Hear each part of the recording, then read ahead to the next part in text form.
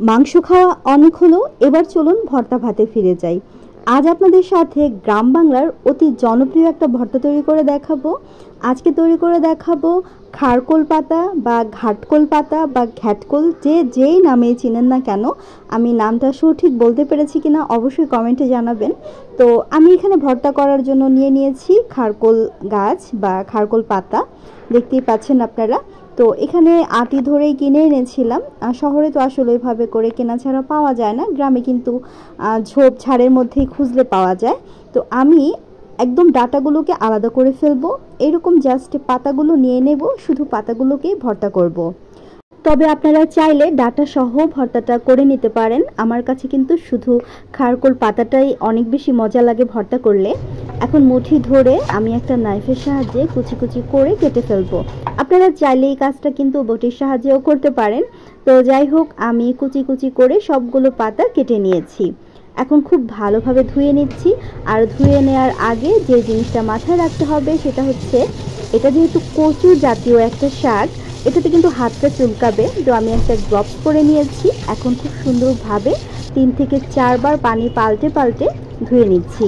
এটার মধ্যে কিন্তু প্রচুর বালু থাকে, তো আমি পানিটাকে চেঞ্জ করে করে তারপর 3-4 বার জাস্ট ধুয়ে নিয়েছি। চুলায় একটা কড়াই বসিয়ে তার মধ্যে আমি পাতাগুলো দিয়ে দিচ্ছি। এখন এর মধ্যে আমি দিয়ে দিচ্ছি কয়েকটা রসুন, পেঁয়াজ আর হচ্ছে কাঁচামরিচ, আর স্বাদ অনুযায়ী কিছুটা লবণও দিয়ে দেব। এতে করে সেদ্ধটা খুব ভালো হবে, খুব সুন্দরভাবে কিন্তু সেদ্ধ হয়ে যাবে। খারকোল বাটাটা করতে হলে অবশ্যই এই শাকটাকে একদম পানিটা শুকিয়ে ফেলা পর্যন্ত ভেজে ফেলতে হবে, তা না হলে কিন্তু একটু গলা ধরার চান্স থেকে যাবে। আর বেশি করে চেষ্টা করবেন একটু রসুন দিতে, এতে করেও কিন্তু গলা ধরাটা কম লাগবে। তো যাই হোক, আমি ঢাকনাটা দিয়ে ঢেকে দিয়ে প্রথমে জাল করে নিয়েছি, পানিটা অনেকটাই টেনে গেছে। এখন আবারও হচ্ছে ঢাকনাটা তুলে নেড়ে চেড়ে তারপরে আমি জাস্ট একটু তেল দিয়ে ভেজে ফেলবো। খুব সুন্দরভাবে ভাজতে হবে, এক ফোঁটা পানির অংশও থাকা যাবে না, তাহলেই কিন্তু গলা ধরবে। তো যাই হোক, এইভাবে করে একদম ভাজা ভাজা করে আমি চুলা থেকে নামিয়ে ফেলবো। সরাসরি শিলপাটায় নিয়ে নিচ্ছি, নিয়ে খুব ভালোভাবে মিহি করে বেটে ফেলবো। দেখতেই পাচ্ছেন আপনারা, আমি হচ্ছে খারকোলগুলোকে এখন সুন্দরভাবে বেটে ফেলছি।